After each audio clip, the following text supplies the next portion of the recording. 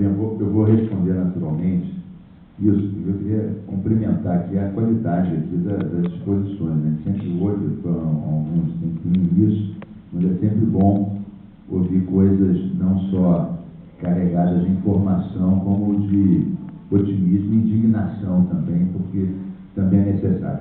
Antes de responder diretamente essa pergunta, ao longo disso, eu vou fazer 2 ou 3 pequeníssimas observações, prometo, pouca dispersão, mas para não esquecer aqui o seguinte, que quando eu falei das licenças, eu esqueci de dizer as licenças que a gente não deu por causa dessa razão. Às vezes isso aí também não sai no jornal. A gente não licenciou um porto offshore em Arraial do Cabo por causa da reserva extrativista marinha Arraial do Cabo e do fenômeno da ressurgência, que só existe lá e não existe mais lá nenhum. Foi uma guerra, mas assim foi. E também no caso do Comperj, eu até estava falando antes de começar, o projeto inicial para contemplar São Gonçalo da Royalties para São Gonçalo, era um duto saindo do Comperj São Gonçalo até a Reduto. E aí os pesquisadores dos Portos Cinzas disseram que esse duto ia passar exatamente na área deles. Isso foi vetado, foi por terra, houve uma crise também, mas isso também foi, pelo menos, levado em conta. Também queria dizer, você falou assim rapidamente da Baía de Guanabara, não vou falar sobre isso, que é um programa complexo, tem saneamento, mas temos uma notícia muito boa e muito imediata. Esse mês, nós vamos acabar com todos os lixões em volta da Baía de Guanabara. Esse mês, já acabamos com São Gonçalo, né, que é Itaoca, Belfor Roxo, agora o Grande, né, de Caxias, que era o maior da América Latina, né, e agora falta um que a gente vai acabar esse mês. Então, os lixões não são a principal, mas é uma das fontes de contaminação com chorume. Então, essa é uma notícia boa e não é para daqui a 3 anos, é para daqui a 2 semanas. E, por último, também falando, e o Rio, há uma semana atrás, uma pesquisa do INPE, do SOS Mata Atlântica, o Rio está tendo desmata Mata Atlântica. A gente desmatou menos de 1 km² em 2011. Quer dizer, é o desmatamento zero, praticamente. Bahia e Minas desmataram 90, 100 cada um, e isso também é pouco. A gente quer dobrar a área da Mata Atlântica. E, por fim, ainda nas observações que me trouxeram aqui, ouvindo vocês, a história dos plásticos, dos sacos plásticos, que acaba no mar, como tudo. Nós, uma lei muito modesta, que não proibia, que dava um desconto de campanhas, em 3 anos diminuiu 2 bilhões acumulados nos 3 anos de sacos plásticos lançados nos rios e baías. Você vê que muitas vezes uma tartaruga, um golfinho se engasga e realmente se sufoca com isso. Então, isso da linha do que a gente pode fazer e das reutilizadas, eu tenho falado, como isso não tem nada a ver com o mar, mas tem que ver. Você joga aqui e lá vai ter e afeta. Fechando e indo aqui para... Eu sou um que estou participando também de alguma maneira dessa negociação, eu também tenho um otimismo moderado, né?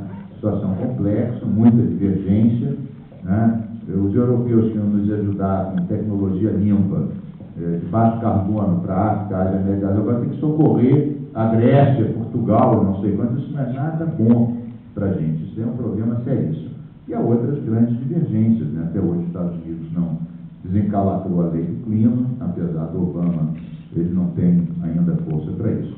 Em relação aos oceanos, eu concordo com isso, porque a questão, você levantou, a quantidade de vida que tem, a quantidade de absorção de carbono e a pequena quantidade de área protegida. Se for ver em terra, na parte territorial de solo, nós somando, vocês devem saber isso melhor do que eu, mas somando as áreas estaduais e federais, nós devemos estar com 18% a 20% de cobertura. E no mar, 1,5%, 1,6% foi dado que você vê. Então, é muita diferença, ou seja, a gente tem muito que avançar nisso. E depois você for ver o pré-sal, quer dizer, o óleo, meu Deus do céu, aquilo é rota, né? Quando teve a da Chevron, a gente foi lá ver, era exatamente no período das grandes migrações norte-sul, né? De golfinhos, jubartes e várias outras espécies, exatamente lá, estava meio acima, né? Então, cada vez mais óleo e cada vez uma proteção que não chega a 1/8 do que a gente... a 1/7, mais ou menos, 7 vezes 1,6 dá 10. Então, a gente está em 1/7 do que a gente prometeu fazer, que não se sabe se é o suficiente. Então, eu acho que é verdade. Ou seja, que uma área que pode se avançar, claro, sempre com a disputa, agora, quando a gente não deu a duplicação do TBIG, né, do terminal da Baía de Ilha Grande, a 2 quilômetros da Ilha Grande, foi uma guerra, quiseram matar a gente. A Transpetro, a Prefeitura de Angra, etc. Não era nem acabar com o que lá estava, era não duplicar na única baía que a gente ainda tem mais despoluída em relação, por exemplo, a Guanabara e Sepetiba. Então, eu também estou moderadamente otimista, portanto, moderadamente pessimista também, em relação a Rio+20, e concordo com essa percepção que você teve, que é uma área que a gente pode avançar, mas isso não está dado a partida. Pode avançar, mas não significa que já está líquido e certo que vai conseguir, porque tem o lobby do petróleo, tem várias outras coisas, as pessoas não percebem, às vezes, que o turismo, que a pesca se beneficiam disso. Foram dados bons exemplos. Há poucos dias atrás a gente foi fazer com o Chico Mendes uma vistoria nas Cagarras, que é um monumento nacional, com nossos barcos e junto com o Chico Mendes, né, desmontar acampamentos, etc. E a simples proteção de uma faixa pequena, de 10 metros, não poder ter pesca nenhuma, aumentou imensamente as espécies, dizem os pesquisadores que estão lá. Então, eu acho que é uma área de disputa, porque o petróleo está lá embaixo, mas é uma área de possibilidades, e eu acho que nessa área a gente vai sim avançar.